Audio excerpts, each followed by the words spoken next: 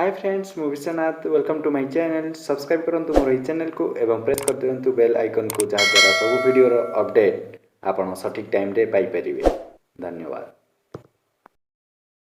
नमस्कार बंधुगण ओ triple AC तरफ यही नोटिफिकेशन टी जारी होईछि जहाँ कि स्टैटिस्टिकल फील्ड सर्वेयर रो पोस्ट वैकेंसी पोस्ट गुडी को फिलअप करबा पई जारी होईछि जहार कि टोटल पोस्ट रही 529 टी।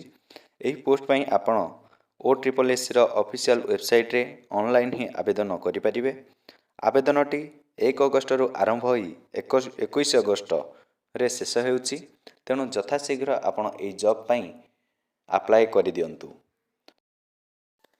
तेबे आसंतु जानिबा संपूर्ण भावे नोटिफिकेशन रे कौन रही एलिजिबिलिटी रे क्राइटेरिया, एग्जामिनेशन फी, एग्जाम मोड कौन रही, सिलेबस कौन रही, केबे एग्जाम हेबो ओ नेगेटिव मार्किंग अच्छी किंबा नहीं। देखंतु फ्रेंड्स एही पोस्ट रो पे स्केल रही 18,000 टंका जेतेबेले कि मंथली रेम्युनरेशन रही 8,750 टंका। देखंतु बंधुगण आपण प्रथम रहिला एठी एज क्राइटेरिया।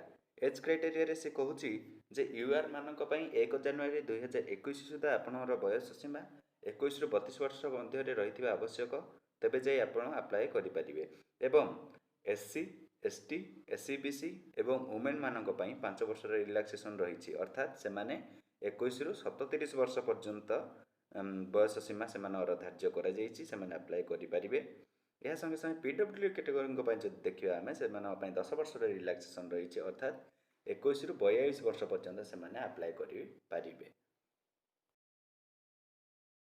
देखो बंधुगण ये नोटिफिकेशन रे आपको क्लीयरली मेंशन करा जायछि जे केवल आपनको एचएससी सर्टिफिकेट रे थिबा डेट ऑफ बर्थ को ही कंसीडर करा जिवो। यह संगे संगे you must have a basic computer skill, अर्थात आपण जे कोनोसी कंप्यूटर कोर्स करिथिबा आवश्यक, डीसीए हो बा पीजीडीसीए। यह सह से कहूची जे आपण ओडिया कहि पारुथिबे, लेखि पारुथिबे एवं पढ़ी पारुथिबे। यह संगे संगे आपण जदि ओडिया मीडियम रे मेट्रिकुलेशन पास करिथिबे किंबा 7th क्लास पर जदि आपण ओडिया को गोटे लैंग्वेज सब्जेक्ट हिसाब रे पढ़िथिबे तेबे मध्य आपण अप्लाई करि परिबे। यह छड़ा जदि आम देखिए एजुकेशनल क्वालिफिकेशन कौन रही, एजुकेशनल क्वालिफिकेशन एटी से कहूँ जे आप 10th एवं +2 पास होइथिबा आवश्यक, ताहले जाई आपण एही पोस्ट को अप्लाई करि पारिबे। तबे चलंतु जानिबा अन्य सब एलिजिबिलिटी क्राइटेरिया कौन रही। फर्स्ट ऑफ ऑल से कहूँ you must be a citizen of India, अर्थात आपण जड़े भारतीय होइथिबा आवश्यक। सेकेंड से कहूँ you must be of good character, आपण भल चरित्रर व्यक्ति होइथिबा आवश्यक। तृतीय से कहूँ जदि आपण विवाहित होता तेबे आपणर एक पति बा एक पत्नी रही आवश्यक, तेबे ही आपण ये पोस्ट को अप्लाई करें। फोर्थ से कहूँ जदि आपण स्पोर्ट्समैन कैटेगरी बिलोंग करछंती तेबे आपण को तार प्रमाणपत्र बा ministry of sports and youth affairs रो आइडेंटिटी कार्ड थिबा आवश्यक। जदि 5th नंबर देखिए ताले एठी से कहूँ जे पीडब्ल्यू कैटेगरी जो माने से पाखे डिजेबिलिटी सर्टिफिकेट थिबा दरकार। यह सह 6 नंबर से कहूँ जे एक्स सर्विसमैन जो माने सेमानकर जितेबाला से डिस्चार्ज हो जाऊँगी तापर से गोटे सर्टिफिकेट मिले जोटा कि हूँ फर्निश डिस्चार्ज सर्टिफिकेट, से सर्टिफिकेट रही आवश्यक। फ्रेंड्स आम जब आलोचना करवा जे आमर एग्जामिनेशन फी कौन रही, तेज आपण खुशी खबर जे आपण मैंने पोस्ट मागणार आवेदन करेंगे, एथि आपन को कौन एग्जामिनेशन फी देवाक पड़ो ना। तापर आसूँ last date of submission application submission हूँ 21 अगस्त 2021 तारीख तार लास्ट डेट। तापर हाउ टू अप्लाई रे से कहूँ जे आप www.ossc.government.in वेबसाइट रे आपण ये पोस्ट अप्लाई करेंगे। एबे जानिबा ओ ट्रिपल एस रो ऑफिशियल नोटिफिकेशन अनुसार ऑनलाइन जेतेबेले आपण जॉब पई आवेदन करूछंती सेतेबेले आपनको कोन कोन डॉक्यूमेंट रो आवश्यकता पड़िबो। प्रथम कथा होची आपण गोटे स्कैन्ड सिग्नेचर आवश्यकता पड़िबो जोटा कि 20 kbs रु 50 kbs मध्ये रहिथिबा आवश्यक। द्वितीय रे आपनको मार्कशीट एवं सर्टिफिकेट रेडी रखिथिबाक पड़िबो जेतेबेले कि आपण फॉर्म फिलअप करूछंती सेतेबेले आपनको दरकार पड़िबो। थर्ड रे से कहूची आपण गोटे कलर पासपोर्ट साइज फोटोग्राफ दरकार जोटा कि आपण स्कैन करके रखिथिबे आपण जॉब पई अप्लाई कला बेले सेतेबेले आपण अपलोड करने को दरकार हेबो एवं जोटा कि 100 KB तळु को थिबो। तापर से कहूँ आप गोटे ईमेल एवं मोबाइल नंबर गोटे रखिथे रेडी रखिथे जोटार कि आप सब जॉब रो अपडेट गुड़िक मिल पार। बर्तमान जानिबा आमे जेतेबेले आपण जॉब पाई सारिबे तापरे आपनको जो डॉक्यूमेंट वेरिफिकेशन हबो सेतेबेले आपनको केउ सर्टिफिकेट रो आवश्यकता पड़िबो बा केउ डॉक्यूमेंट रो आवश्यकता पड़िबो। फास्ट ऑफ ऑल जदि आपण एससी एसटी और एससी बीसी कैटेगरी आसुछंदी तेबे आपण पई कास्ट सर्टिफिकेट रो आवश्यकता रहिछि। जदि आपण पीडब्ल्यूडी कैटेगरी आसुछंदी तेबे आपनको पीडब्ल्यूडी सर्टिफिकेट रो आवश्यकता रहिछि। द्वितीय रे आपनको डॉक्यूमेंट दरकार होछि 10th एवं +2 रो मार्कशीट एवं सर्टिफिकेट। देन आपको दरकार होछि 7th क्लास रे ओडिया गोटे लैंग्वेज सब्जेक्ट भाव थिबा आवश्यक तार गोटे प्रमाणपत्र बा सर्टिफिकेट रो आवश्यकता रहिछि। नेक्स्ट आसुछि हमर एक्स सर्विसमैन कैटेगरी को पई दरकार होछि डिस्चार्ज सर्टिफिकेट बा आपण जो माने डिस्चार्ज नेला पर जॉब रो डिस्चार्ज नेला पर आपण गोटे सर्टिफिकेट मिलिथिबो सेही सर्टिफिकेट रो आवश्यकता अछि। देन आपणकर जदि कोनोसी एक्सपीरियंस अछि ए कार्य ऊपर बा ए जॉब पई ऊपर जदि आपणर किछि एक्सपीरियंस अछि तेबे आपणको से एक्सपीरियंस सर्टिफिकेट दरकार अछि। एटा ऑप्शनल अछि आपण बाहर नथिले भी चलिबो। नेक्स्ट होछि आपण जदि आपण गोटे स्पोर्ट्समैन नै थांदी तेबे आपणको स्पोर्ट्समैन सर्टिफिकेट रो आवश्यकता रहिछि। एहा सह जदि आपण स्पोर्ट्समैन कैटेगरी हि जदि आसुचंदी आपणको जदि ministry of sports and youth affairs through रो जदि किछि सर्टिफिकेट मिलिछि बा स्पोर्ट्स रिलेटेड सर्टिफिकेट मिलिछि ताहेले सेही सर्टिफिकेट मध्ये आपण सेठी वेरिफिकेशन समय रे देखै पारिबे।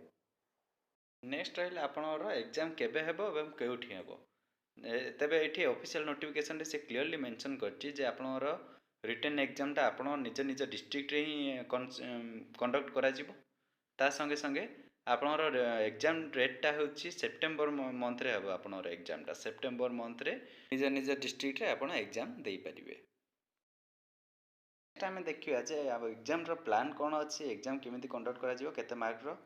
बर्तमान आपण जदि देखिए एठी से क्लियरली मेंशन करिछि जे आपणकर 70 मार्क रो एग्जाम हेबो जोटि कि 140 टी क्वेश्चन आसीबो एवं अरिथमेटिक रो 60 टी क्वेश्चन जहार मार्क होछि 30 मार्क अर्थात गोटे क्वेश्चन होछि हाफ मार्क। सेमिति इंग्लिश रो मध्ये 40 टा क्वेश्चन आसीबो जोटा कि टोटल मार्क होछि 20। बेसिक कंप्यूटर स्किल रो मध्ये 40 टा क्वेश्चन आसीबो जोटा कि टोटल मार्क होछि 20 एवं जदि आपण तीनटा जाको मिसि देबे आपण टोटल मार्क होछि 70 मार्क रो परीक्षा होछि जोटा पई कि आपनको टाइम मिलुछि 2.5 घंटा 2 घंटा अधे आपको समय मिलूँ। या संगे संगे सेठी से नोट करिछि जे आपण देखि पारुथिबे एसटी एससी एससी बीसी एवं PWD category ex serviceman category sports person मानको पई सेमानर क्वालिफाइंग मार्क होछि 35% अर्थात 24.5 मार्क। एमानको व्यतीत आउ जो रहिले अदर कैटेगरी बा यूआर कैटेगरी रहिले सेमानो पई क्वालिफाइंग मार्क होछि 40% जोटा कि होछि 28 मार्क 70 रु 28 मार्क आपण जदि आनुछंदी तबे आपण एई एग्जाम टी को क्लियर करि परिबे। देखंतु आपण सिलेबस कोन रहिछि। प्रथम कथा होछि जे आरआई ए आउ एसआई एवं एई जो रहिला स्टैटिस्टिकल सर्वे एई पोस्ट पई सिलेबस सेम अर्थात मु कहवार अर्थ होछि जे आपण गोटे थर प्रिपेयर हे आपण तीनटा एग्जाम को क्रैक करिया पई चेष्टा करि परिबे। तेनु करी आपणकर जदि परिश्रम करछन्ते आपण परिश्रम व्यर्थ हबो नाही।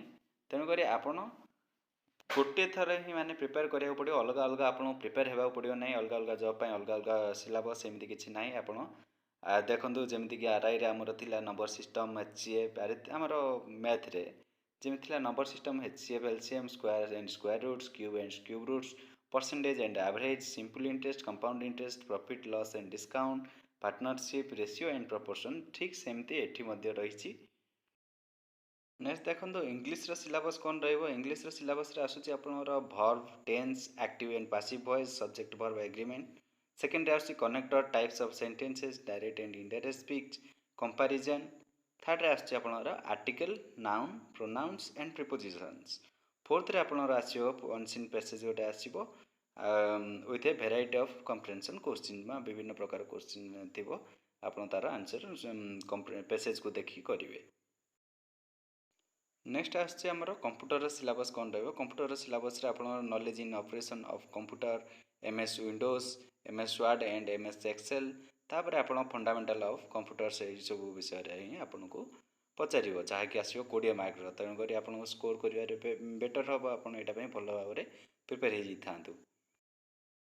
ଏହାପରେ ଆପଣଙ୍କୁ କହି ରଖିବାକୁ ଚାହିଁବି ଯେ ଆପଣଙ୍କର ଏକ୍ଜାମଟା ଅନଲାଇନ୍ ମୋଡ଼୍ରେ ନ ହୋଇ ଅଫଲାଇନ୍ ମୋଡ଼୍ରେ ହେବ, ଯେଉଁଟାକି ଆପଣଙ୍କୁ OMR ସିଟ୍ ମିଳିବ ଏବଂ ଆପଣ କ୍ୱେଶ୍ଚିନ୍ ଆନ୍ସର୍ OMR ସିଟ୍ରେ ଆପଣ ଯେଉଁ ଗୋଲ୍ ବୁଲେଇକି ଆପଣ କରନ୍ତି ସେମିତି ଆପଣ ଏକ୍ଜାମ୍ ଦେବେ।